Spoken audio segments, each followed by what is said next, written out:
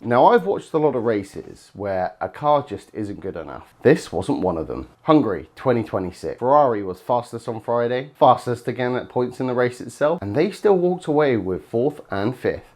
No podium, not even close. When the car's quick enough to win you and you finish P5, that's not bad luck. That's a decision-making problem. So, today, I'm going to go through it properly. Qualifying margins, the tyre call, the pit stop, the penalty, and stick with me, because the moment that actually lost this race isn't the penalty everyone's been talking about online. It's a call made about 2 laps earlier that barely got mentioned. So what did Ferrari actually turn up to Budapest with? Friday practice, they were 1st and 2nd, not a bit quicker. Genuinely the fastest car on the circuit. And Fred Vasseur said as much afterwards, it is not a good result when you finish 1st and 2nd on Friday and expect much more. That's your baseline. The Hungaroring is low speed, high downforce, and it's exactly the kind of layout the SF26 has been built around all year. This wasn't a track where Ferrari needed a miracle. They walked in believing a 1-2 was realistic. Everything downstream traces back to Saturday, so let's start there. Leclerc lost pole by 0.012 seconds, 12 thousandths. It came down to an overnight shift in wind direction that ended up favouring Norris's McLaren on the final runs. That's not a team error, that's just how thin the margins get at this level.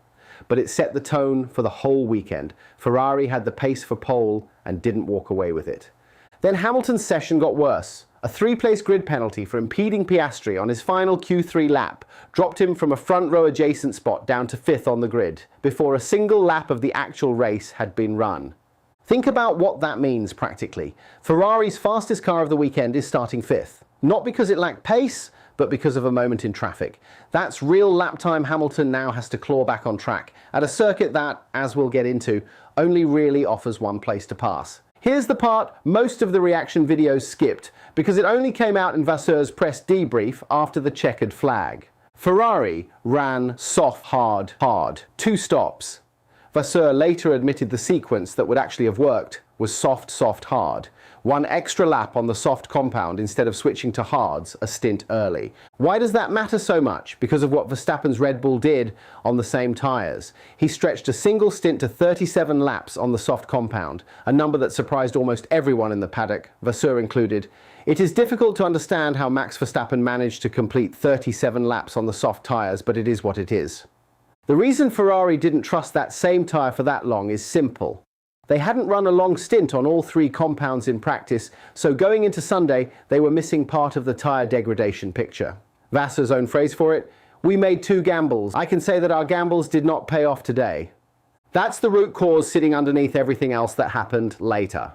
The extra pit stop, the position lost to Antonelli, all of it traces back to Ferrari not having a complete tyre model locked in before the race even started. This is the bit worth slowing right down for, because Hamilton himself has said he didn't fully understand it happening in real time. Both Ferraris had spent the opening laps stuck behind Verstappen, who was fighting his own car. A full fuel load was making the Red Bull's rear end noticeably unstable early on. Hamilton, meanwhile, was dealing with understeer through the middle sector, bad enough that Ferrari brought his second stop forward and put him on hards before anyone else on a similar strategy. So he's already running an adjusted plan. Then a virtual safety car appears and Ferrari calls him back in. In Hamilton's own words after the race, "I wasn't really sure why we stopped. I got the call just before the pit entry, so I didn't have time to discuss it. I would never have stopped if I thought I was going to lose track position." Now, pitting under a VSC isn't a bad idea on paper. Track speed's capped, so you lose less time than a normal stop, and you rejoin on fresher rubber. That part of the logic checks out. The problem is what it assumed about the cars around him. Kimi Antonelli had already made his own stop a few laps earlier, and the gap Ferrari was trying to jump had already closed by the time Hamilton hit the pit lane entry. He came out behind Antonelli instead of ahead of him, stuck there for the rest of the afternoon. Hamilton again. "I think we probably would have lost the position to Max anyway. He had fresher tyres. I imagine perhaps in the final stint I would have held second place. He was catching up, but it most likely would have been third, and that would have been much better. Instead, we lost quite a lot of points." And once you're behind a car at the Hungaroring, that's usually the end of the conversation. Vasseur said it himself. There is only one place to overtake at this circuit. Everyone uses their energy there, and if you are slightly slower on the straight, you cannot pass. If you're looking for the single biggest number on Ferrari's loss sheet from Hungary, this is it. Not the 5-second penalty everyone's talking about. On top of the strategy call, that same pit stop produced a penalty of its own, a completely separate issue from the track position problem. The FIA's official steward's note puts it plainly: Hamilton exceeded the 80 km/h pit lane limit by 0.1 km/h, a tenth of a kilometre per hour. It's the number that made every headline, mostly because it sounds almost impossible to actually breach by accident. Vasseur, though, gave reporters a different figure, 8.6 km/h over the limit. That's not the two of them disagreeing, it's more likely two different measurement points. The steward's number is probably the margin recorded right at the enforcement line, while Vasseur may be citing a peak speed reading elsewhere in the pit lane. Different snapshot, same underlying infringement, same 5-second penalty, either way. What I'd take from Vasseur's own comment is how the team is framing it internally. It was not a huge infringement, but he was above the threshold. With an automatic speed measurement, it is black or white. And that's genuinely how these systems work now. There's no leniency built in for margins this small. You're either under the limit or you're not, and the car has no idea how close it got. That penalty is the mechanism that turned a recoverable 4th place into a locked-in 5th behind his own teammate at the flag. None of these on their own sinks a race weekend, it's the stack that does it. Qualifying pace was genuinely there. Pole lost by 12 thousandths to a late wind shift nobody could plan for. Hamilton's grid penalty then put Ferrari's fastest car of the weekend in 5th before the race even began. The tyre strategy was built on an incomplete practice program, and Ferrari has openly admitted the sequence they picked wasn't the right one. The VSC pit call assumed a track position scenario that had already stopped being true, and the pit lane penalty converted what should have been a recoverable 4th into a hard 5th.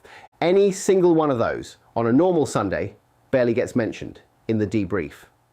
All 5 together, on the one weekend, the car was genuinely capable of winning. That's what Vasseur meant when he called it a race that was far too chaotic for us.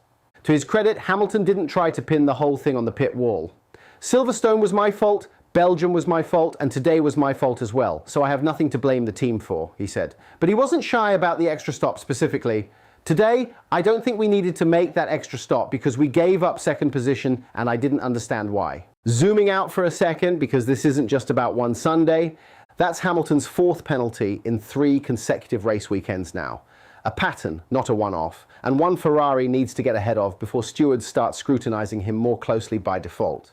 His gap to championship leader Kimi Antonelli went from 45 points to 50 after Hungary. On the constructors' side, Vasseur was careful to frame it as a missed opportunity rather than a disaster. Despite everything, today was not a disaster for the championship because we scored more points than Mercedes and McLaren. However, I am aware that we could have achieved much more, and that is a real shame. And I think that's a fair assessment. Ferrari didn't lose ground in the standings. They just left a win on the table. If I'm on that pit wall going into the break, this is what I'm writing down. The car was never the problem. Friday proved it. The long runs proved it. Vasseur himself said Ferrari was much faster than Verstappen and Piastri for long stretches of the race. What actually cost them is the layer above the car, a practice program that didn't generate full tyre data, a pit call built on a track position picture that had already changed, and a driver still calibrating exactly where the limits sit on this year's package. None of that is unfixable, but it's the exact difference between a team that wins the races it should win and a team that spends Sunday evening explaining why it didn't.